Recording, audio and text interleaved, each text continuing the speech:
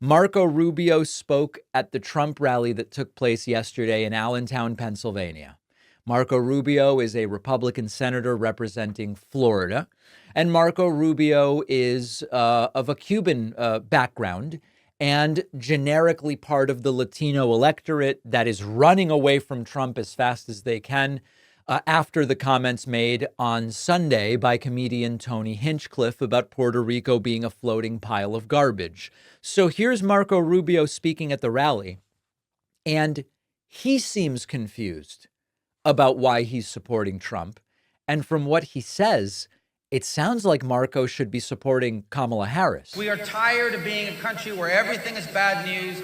We're tired of being a country constantly in fear of what's next, what's going to happen now, some other bad headline about something happening bad in the world, and we can't do anything about it, or bad headlines about what's coming next in our economy, or bad headlines about things are going to cost more and you just have to put up with it. People are tired. They want to be hopeful again. They want to be joyful again. They want to believe in a prosperous America again. They want a better future again. That's what unites us. He seems to be saying Americans are sick of the chaos, and so Marco is voting for the chaos machine, which is Donald Trump. That is a wild justification for voting for Donald Trump. It would be more credible if Marco said, hey, you know what? I just like his tax policy. His tax policy is going to help me. I know a few people who have said to me, I think Trump's nuts.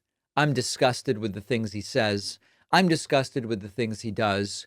But if Kamala Harris gets her way, she's going to raise my taxes and Trump's going to lower them. And I'd rather have more money in my pocket. That's all it is. And I don't find it morally upstanding, but at least it's honest, where it's not, oh, we need to get away from the chaos and we need to go to joy. Therefore, vote for Donald Trump. There's too much chaos with Kamala. So let's instead go to the guy that incited the riot on January 6, 2021. And there's a moment as Marco Rubio is speaking here where he kind of seems to pause for a second and kind of, I dream, he's realizing, damn, I really should be voting for Kamala if this is what I want. But I'm here at a Trump rally and people are expecting me to say good things about Trump. It's complete incoherence. And one of the things that I don't know when, hopefully it'll be in 3 months if Trump loses and we can do the honest postmortem. If Trump wins, it's going to be 4.5 years, at least, before we can do the honest postmortem.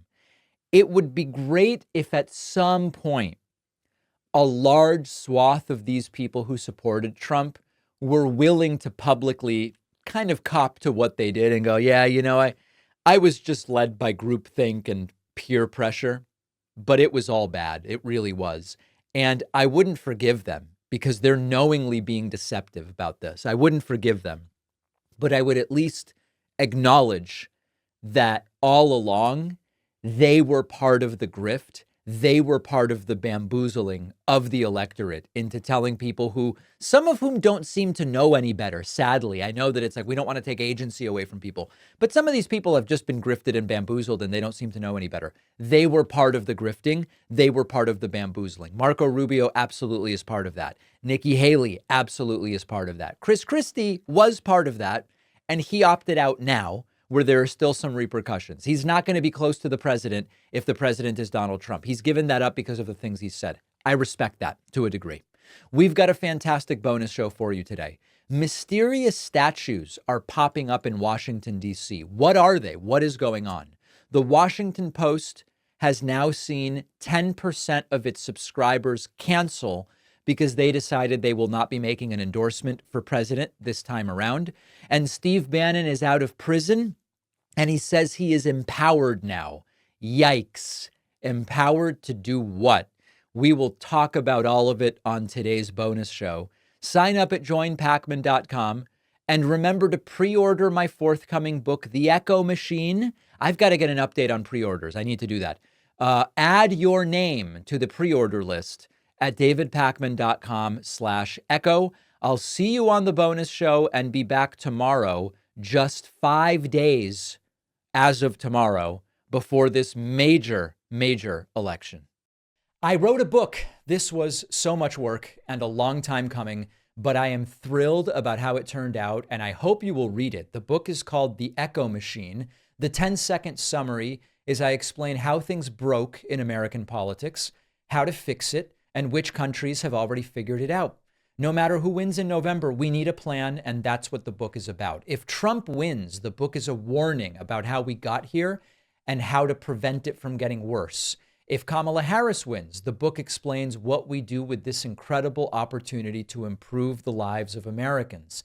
The book faces long odds, I will admit.